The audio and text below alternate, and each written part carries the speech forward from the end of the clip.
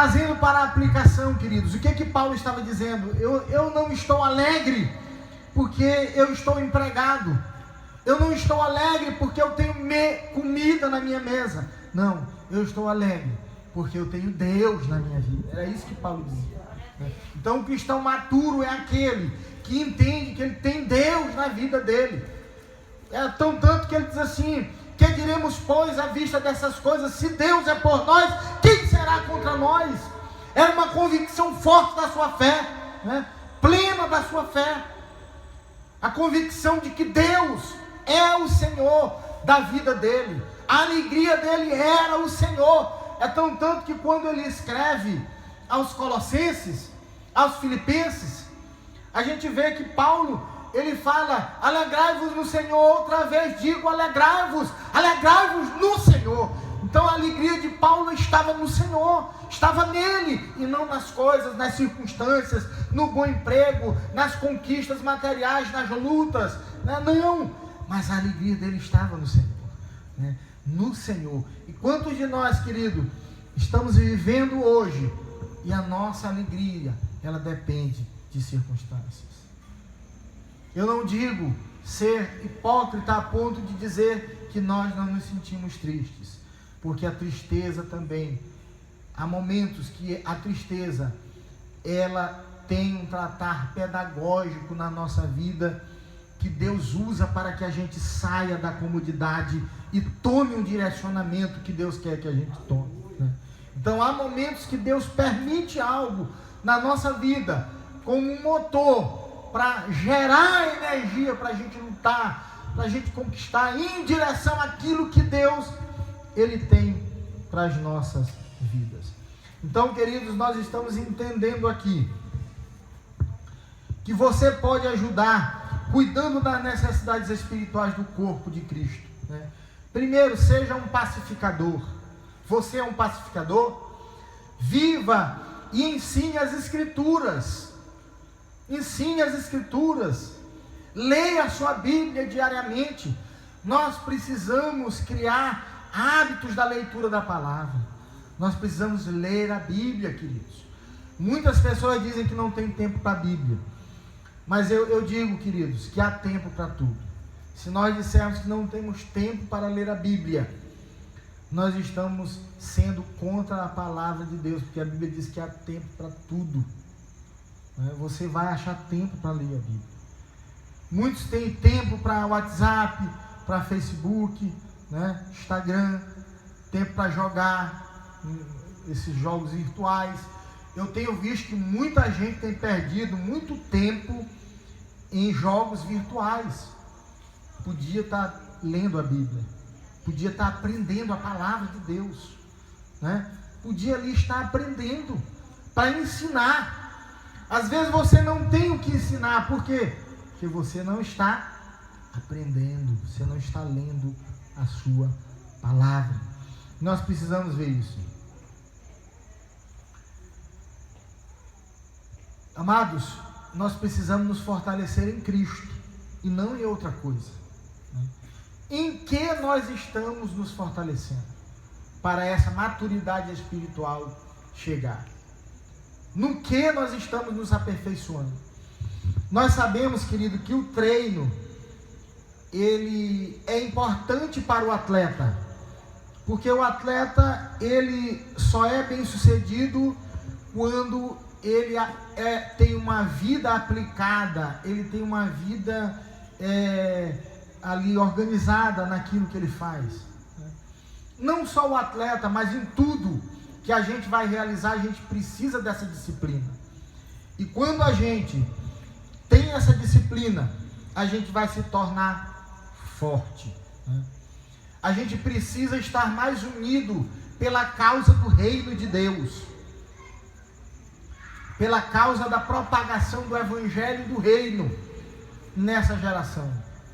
E às vezes a gente tem visto que tem pessoas se aglomerando por muita coisa. A gente vê, queridos, que nesse mundo há muitas causas nesse mundo. Mas será que os crentes, eles têm se unido em prol da causa do reino? é bom a gente refletir sobre isso, porque isso indica também a maturidade espiritual na nossa vida. Em que nós estamos colocando as nossas energias, né? Porque, queridos, para finalizar, eu quero que vocês entendam que não haverá cristão maturo sem que ele tenha uma base bíblica na vida. Você tem que ter uma base bíblica.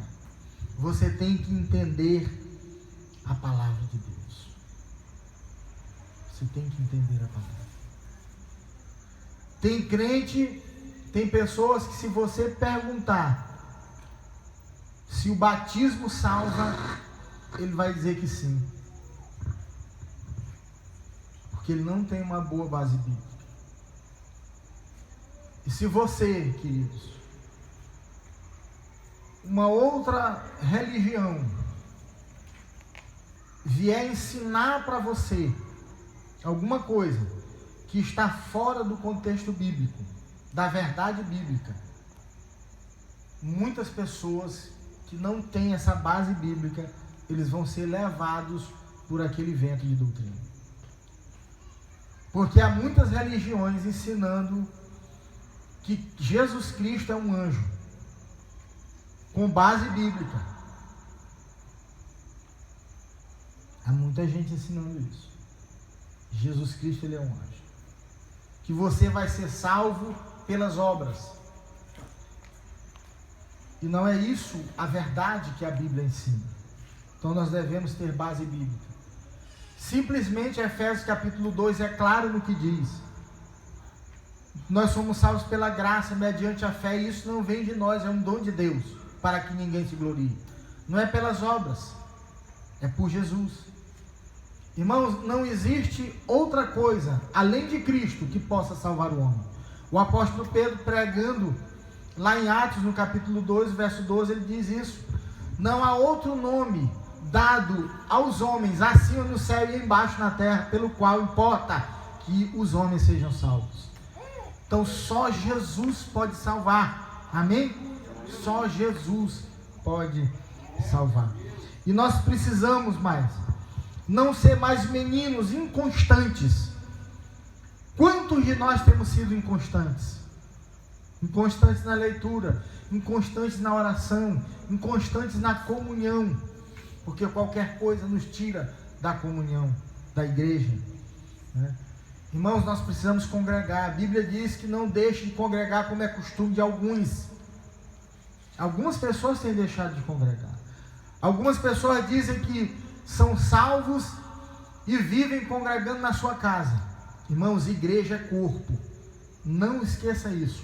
Igreja é corpo. É inadmissível uma pessoa dizer que ele é um crente, ele é uma pessoa firme, ele é uma pessoa de Deus, mas ele é uma pessoa que ele é crente na casa dele. Por quê? Ele está dizendo que ele é o melhor de todos. Por quê? Porque ele está dizendo que ali onde ele está, aquelas pessoas não são compatíveis para viver na companhia dele. E não é isso que a palavra de Deus nos ensina. A palavra de Deus ensina que nós somos o corpo. E cada membro tem uma função, seja ele pequeno ou grande. A unha, a mão, os pés, os olhos. A mão não pode dizer, eu não sou do corpo, porque eu não estou no pé. Não, ela tem a função dela. Então, queridos, até a pessoa menor, que você acha que é menor, mas você tem a sua função. Nem todos serão mãos, nem todos serão pés, mas cada um tem a sua função e a sua missão e a sua responsabilidade. É isso que nós devemos entender. É isso que a palavra de Deus nos ensina. Nós temos que ser firmes na doutrina. Salvação somente pela graça de Deus, por meio da fé. A fé só vem pela Escritura, por ouvir a palavra de Deus, não vem por outro meio. Então nós vemos aí como a palavra de Deus, né, e o Santo Agostinho, também como é o nome do irmão lá que eu esqueci, o abençoado alemão, da Reforma Protestante, Martim Lutero, né, que escreveu lá as 95 teses, né, lá no castelo de Wittenberg, na Alemanha. E nós vimos o calvinismo, né, também falando das escrituras. E eles dizem sola fide, só pela fé, né, sola escritura, só a escritura, né, somente a graça também, sola gratia, somente pela graça de Deus nós somos salvos e não por obras. Então nós vemos que a palavra de Deus, ela vem nos exortando, nos ensinando sobre isso. E a pessoa madura, querido, ele não é levado por qualquer vento de doutrina. Eu tenho visto e eu fico triste nos nossos dias atuais, pessoas atrás de adivinhação, pessoas interessadas em saber o que vai acontecer com ele amanhã, se ele vai casar, se ele vai ter um sucesso na vida. Irmãos, nós não precisamos saber disso. Olha, eu digo para você, você quer ter sucesso? Trabalhe. É isso. Então você não precisa ir para a igreja atrás de adivinhação. Ah, Deus revelou isso, aquilo. Não, a palavra de Deus já está revelada aqui. O que a gente precisa saber é que nós somos pecadores e existe um Salvador que pode perdoar o nosso pecado. E isso está aqui na palavra. Então eu fico triste quando as pessoas estão atrás de adivinhação. Quando a pessoa chega e diz assim: olha, Deus, ele vai ter um propósito na tua vida. Deus tem um propósito na vida de todo mundo, irmãos. É muito fácil eu chegar aqui e bater meu pé e gritar e falar línguas estranhas e dizer: Deus tem um propósito na tua vida. Oh, irmãos, o que é isso? Deus tem um propósito na vida de todos nós. A partir do momento que você nasceu, Deus, ele já tem um propósito na tua vida. E isso que eu estou pregando hoje é a revelação de Deus. O que é a revelação de Deus?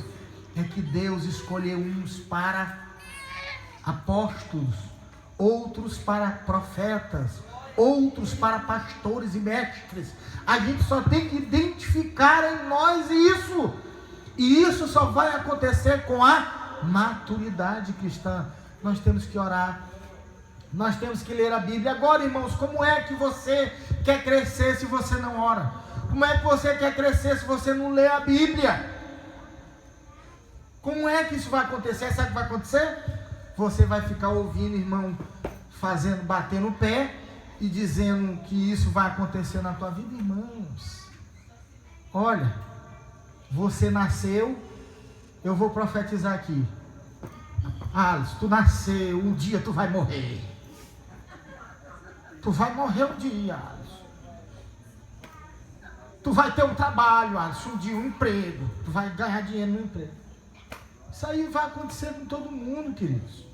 Então há muita gente preocupada com a vida aqui, com aquilo que vai acontecer amanhã. Olha, queridos, procure buscar a Deus. Procure conhecer a si mesmo. Procure conhecer a Deus. É isso que nós estamos precisando nesses últimos dias.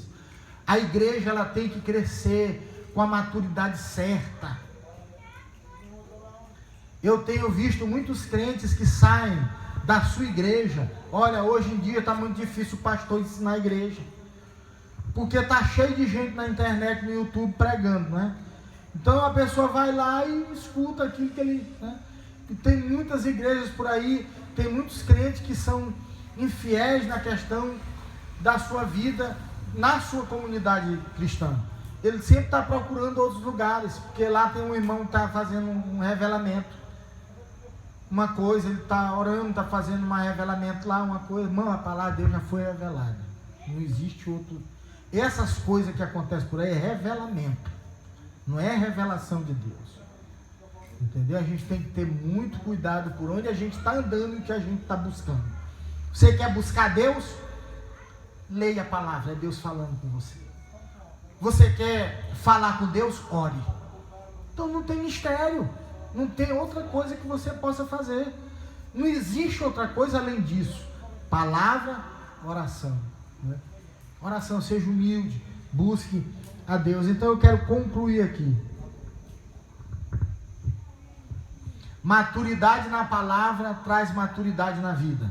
Para finalizar, aonde é que nós vamos encontrar a maturidade?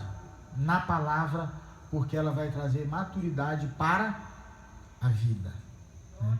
Maturidade na palavra, ela traz maturidade para a vida. Examine-se pelas marcas da maturidade. Faça esse autoexame na sua vida. Você está sendo um pacificador? Você está orando pelos enfermos? Você busca, você tem interesse pela palavra de Deus? É esse o seu interesse? É assim que você está vivendo? É o seu ideal? Você se preocupa em ir à igreja, ouvir a palavra e estar em comunhão com a igreja? Isso é maturidade espiritual. Agora, a pessoa que quer dizer para mim que tem maturidade espiritual, ele não faz nenhum esforço para ir à igreja. Dia de culto, para ele é um martírio. Irmãos, isso é muito sério, porque essa pessoa está doente espiritualmente. Então, isso aqui é que a palavra diz. Isso que é a revelação da palavra. Onde é que está isso, pastor? O salmista identifica que ele era maduro espiritual. Alegrei-me quando me disseram, vamos à casa do Senhor. Olha aí, visão de maturidade. Alegrei-me quando me disseram, está alegre porque está na casa do Senhor, está envolvido com as coisas de Deus. Olha o apóstolo Paulo, lá em Coríntios capítulo 7. Na hora da contribuição, você tem que contribuir com alegria. Maturidade espiritual. Pessoa desprendida, pessoa não avarenta, desprendida de coisas materiais, uma pessoa que doa, né, que é fiel nos seus dízimos e ofertas, é uma pessoa que caminha entendendo o que é o reino de Deus, que Deus é que supre, né? Lembra que assim como Deus fez com Abraão, vai fazer conosco. Jeová Jireh, o Deus da providência, ele não vai deixar faltar. Pessoa que não teme, né, tirar aquilo e devolver o que é do Senhor, ele não teme. Maturidade espiritual. Isso é maturidade espiritual. Não é preciso a pessoa dizer outra coisa para você, não. É preciso a pessoa entender a palavra de Deus. Olha o que ele diz. Deus ama aquele que dá com alegria. Maturidade espiritual. A alegria em se envolver com a obra. É uma pessoa envolvida com a obra. Irmãos, eu sinto prazer em ver, eu não vou citar nomes aqui, mas pessoas aqui que se envolvem com a obra de Deus, que querem se envolver de qualquer forma. Elas não podem ver a gente fazendo nada, que elas querem estar junto fazendo. Eu fico alegre demais. Eles querem estar ajudando de qualquer pastor, de qualquer jeito eu quero ajudar. Irmãos, isso é muito lindo. Isso alegra o nosso coração. Ver isso. Enquanto uns estão correndo a léguas, outros estão se aproximando. Mas isso faz parte do processo. Esses que estão correndo a légua, eles são alvos da nossa oração. É Deus chamando a gente para orar por eles. Nós temos que ter motivo para orar também. Então essas pessoas, elas são motivos para que nós venhamos orar. Eu quero que você fique em pé. Tem áreas na nossa vida que precisam de Deus tratar, que a gente tem maior necessidade em crescer.